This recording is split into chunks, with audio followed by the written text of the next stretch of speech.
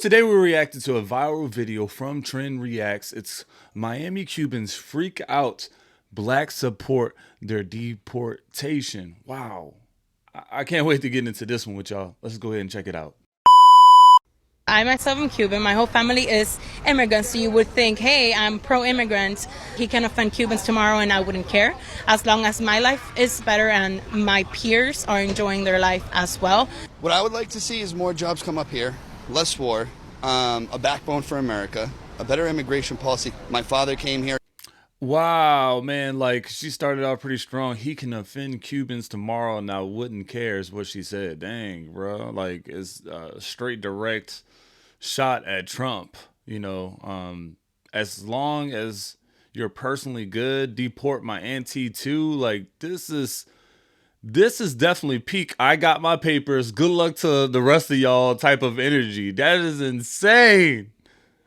Got us all citizenships from overseas. We had 4 children. He brought us into all those things to give us a better future. Things are AWire. Let's see what we could get done in this go around. They're going to do mass deportations in New York City, California. What's crazy is that he wants like better immigration policies. He's also defending political teams doing mass deportations. That's crazy. That's crazy. Immigration crackdowns don't actually increase job numbers at all. They historically hurt local economies. Like there's like restaurants full of immigrant workers that is not even showing up. Before you know it, you won't be able to order your favorite meal to go. Just be careful. Chicago, Denver, my own city, but they're going to do it in Miami. And let me tell you something. When I say that I don't feel one bit sorry or worried or concerned when they start deportations down there.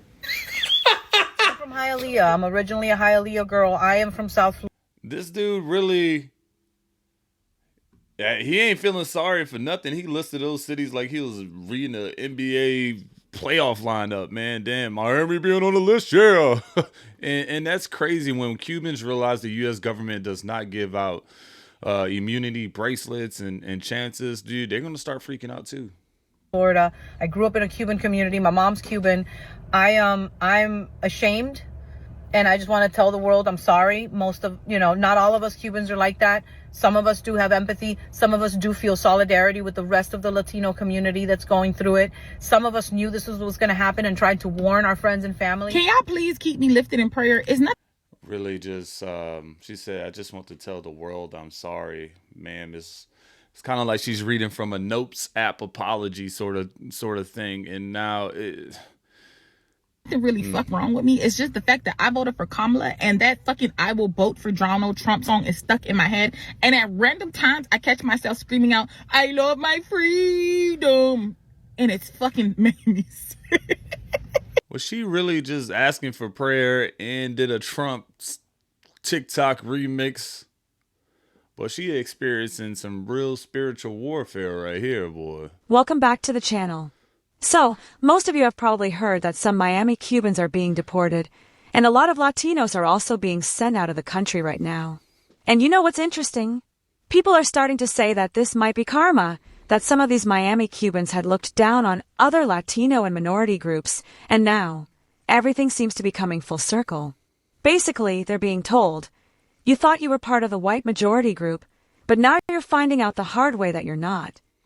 Yeah, I mean, you say it's karma, which, yeah, I mean, you spent about 20 years telling other Latinos, just come legally, and then ICE shows up to your house. Life gets poetic real quick, like, it's crazy.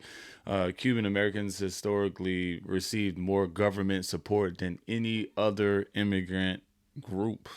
Anyway, folks, in today's video, we're going to check out a few clips and discussions to understand what Americans are saying about the deportation of Cuban Latinos living in Miami. But before we dive in, don't forget to subscribe, like, comment, and share. It really helps out the channel. All right, check it out, All right, y'all. let's get into it. You know, sometimes I wish I was a fly on that wall with Marco Rubio because I knew he was power hungry. He really doesn't give a damn about the Latinos that come to this country, become residents or U.S. citizens, DACA. He don't even care about his own people. He don't care about the Cubans. And I'm wondering what those Miami Cubans are thinking about him right now. I know that their heart is like, oh, fuck, we got screwed. Probably so. Yeah, this part you got screws. Boy, Miami Cubans probably thought voting red turned them into honorary white folks with a political spray tan. Voted in Donald Trump. I know that they have buyer's remorse. And I really don't care because most of them in Miami, 70%, probably voted for Trump. I know that. They suck. They're like the worst human beings ever, those Miami Cubans. But, you know, here we have Marco Rubio just signing off on whatever Trump said. In this first clip, we see that even other Latinos are speaking out about the situation. They're saying that some Cubans in Miami have often distanced themselves from other minority communities instead of working together to build unity and mutual support. Apparently, many believe that by aligning with the majority group, they'd be favored, but now, things have changed. Like I said, voting right gives you honorary white folk mindset and privilege. I don't think so. They're realizing that, at the end of the day, they're being treated just like everyone else in the Latino community. And that's why we're seeing so many discussions online about Cuban deportations, and whether this is a result of past attitudes toward other groups. What do you all think? Do you believe that some Miami Cubans are now experiencing the consequences of discrimination they once showed to others? Maybe. Drop your thoughts down in the comments. I really want to hear what you think about this. Come on, y'all. Being from Miami, I don't know how to feel about Cubans being in their find out era. Because they took over Miami, and it was to the point where you couldn't even find a job unless you spoke Spanish. And even if you spoke Spanish and you wasn't Cuban, you wasn't getting that job. And I give them a lot of credit because before their family or friends would leave Cuba, they would already have a job, a car, and a place to stay by the time they reached Miami. They really set up their people very, very well. Even had a wet foot, dry foot policy. Where they messed up at was thinking that they thought becoming a Republican was going to make them tur. And the whole time they're speaking Spanish. And a majority of them didn't even bother to learn English, but yet they thought they were. And my main question is, what is the difference between Fidel Castro and... You know what's crazy is like I'm pretty sure in like Miami you couldn't get a job unless you spoke Spanish. Not even just regular Spanish, like Cuban Spanish at that. Like Miami basically is Cuba 2.0, but with extra humidity at that point. At that point, dude. You know what's crazy is like a lot of ethnics come into communities. They help them in a lot of ways, like adding to the workforce. But you know it accidentally kind of starts to exclude other cultures, you know, which creates tensions between themselves. 45. Until then, azúcar.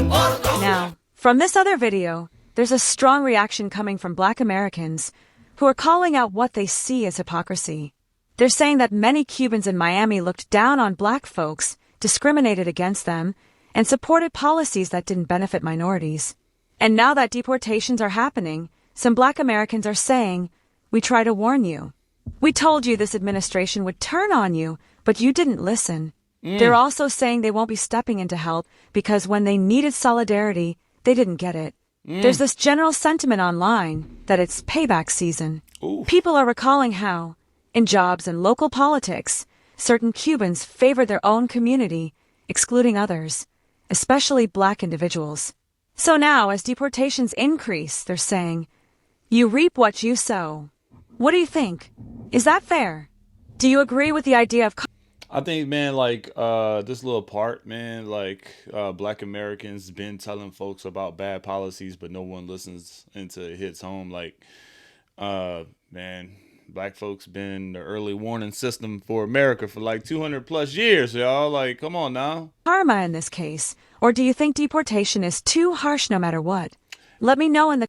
And I really don't think Black Americans are celebrating deportation. They're pointing out the double standards of ignoring the warnings. comments. Those are the ones that I'm going to be watching on TV. Of all of those people in Hialeah, that voted for Trump, because the chickens are going to come home to roost. That bus is never fucking late, right?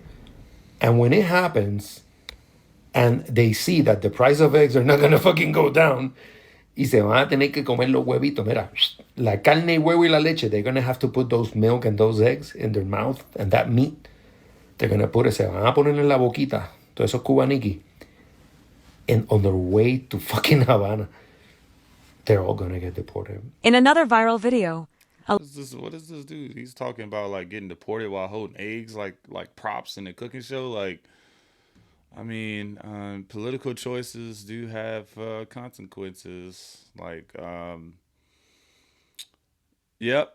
Like, let's just keep watching. That was weird. That was a weird kind of clip, huh? Latina influencer is calling out Cubans, saying, "You thought you were the top Latinos, but now you're realizing you're not part of the majority group."